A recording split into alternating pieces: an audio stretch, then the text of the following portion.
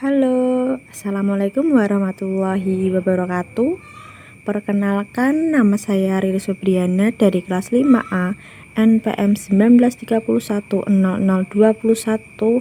Program Studi Pendidikan Matematika Universitas PGRI Semarang. Di sini saya akan sedikit membahas mengenai hubungan matematika dengan agama untuk memenuhi tugas akhir mata kuliah Filsafat Matematika yang diampu oleh Pak Yanuar. Yang pertama, kita akan bahas mengenai tokoh matematikawan. Al-Khwarizmi adalah seorang ahli dalam matematika, astronomi, astrologi, dan geografi yang berasal dari Persia. Lahir sekitar tahun 780 di Khwarizm dan wafat sekitar tahun 850 di Baghdad. Hampir sepanjang hidupnya, ia bekerja sebagai dosen di sekolah kehormatan di Baghdad. Dalam bukunya, Al-Khwarizmi mengenalkan mulai dari bilangan asli, cara berhitung matematika sederhana atau teori algoritma yang terdiri dari penjumlahan, pengurangan, pembagian, dan perkalian, hingga penyelesaian dari persamaan linear dan kuadrat. Sekarang kita lanjut ke contoh yang menggambarkan mengenai hubungan matematika dengan agama. Nilai jujur yang dapat diajarkan pada materi bilangan bulat dengan rumus perkalian positif dan minus. Rumus tersebut menggambarkan sebuah doa yang sering kita ucapkan dalam sholat kita sehari-hari.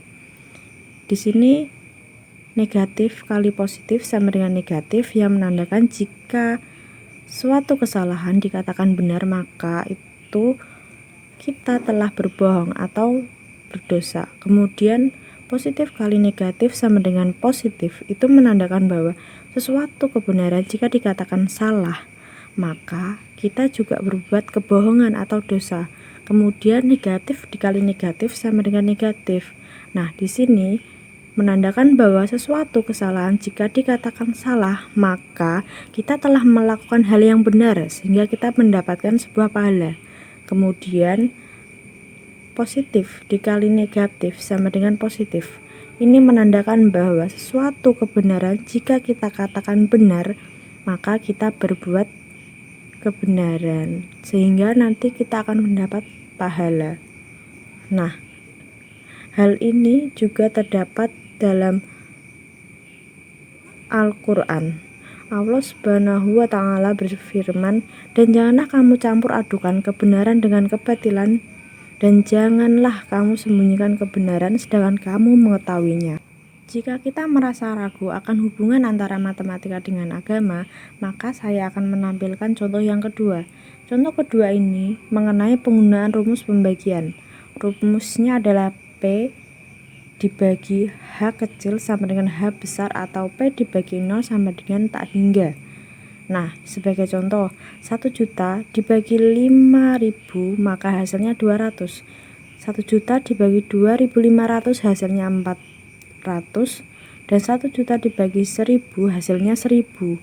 Nah, di sini jika 1 juta dibagi 0 maka hasilnya tak hingga.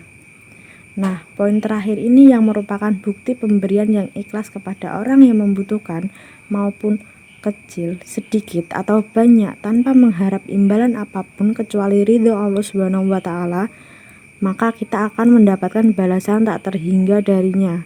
Balasan tak terhingga itu bisa dalam bentuk apapun, termasuk kesehatan dan rezeki.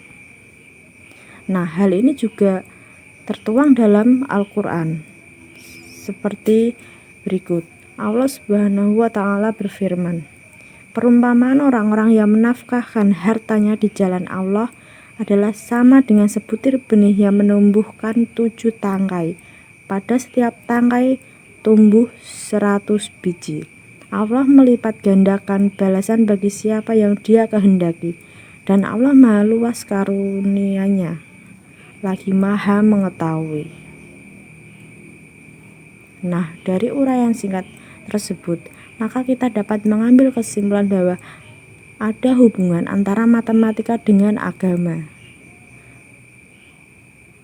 Sekian pembahasan mengenai hubungan matematika dengan agama. Terima kasih atas perhatiannya.